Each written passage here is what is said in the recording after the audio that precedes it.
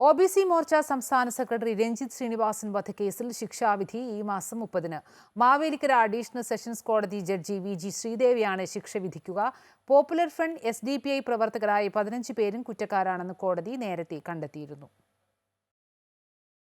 ശിക്ഷയെക്കുറിച്ച് പ്രതികൾക്ക് പറയാനുള്ളത് കോടതി ആദ്യം രേഖപ്പെടുത്തി. പലരും കുടുംബത്തെപ്പറ്റിയുള്ള ആശങ്കയും ആരോഗ്യ പ്രശ്നങ്ങളും പറഞ്ഞു. കൊലപാതക കേസിൽ ഉൾപ്പെട്ടതിനെ തുടർന്ന് വീട്ടിൽ നിന്ന് ഇറക്കിവിട്ടെന്ന് 5-ാം പ്രതിയും ശിക്ഷിക്കപ്പെട്ടാൽ തന്നെ വിയ്യൂർ സെൻട്രൽ ജയിലിലേക്ക് മാറ്റണമെന്ന് 6-ാം പ്രതിയും കോടതിയോട് അഭ്യർത്ഥിച്ചു. പ്രതികളുടെ സാമൂഹ്യ പശ്ചാത്തലം, ജയിലിലെ പെരുമാറ്റം, മാനസികാരോഗ്യ റിപ്പോർട്ട് എന്നിവ കോടതി പരിഗണിച്ചു. പ്രതികൾക്ക് മനപരിവർത്തനത്തിനുള്ള അവസരം കൊടുക്കണമെന്ന് പ്രതിഭാഗം ആവശ്യപ്പെട്ടു. രഞ്ജിത്ത് ശ്രീനിവാസന്റെ ഭാര്യയും അമ്മയും മക്കളും കോടതിയിൽ എത്തിയിരുന്നു. 2021 ഡിസംബർ 19-നാണ് രഞ്ജിത്ത് ശ്രീനിവാസൻ ആലപ്പുഴയിൽ കൊല്ലപ്പെട്ടത്.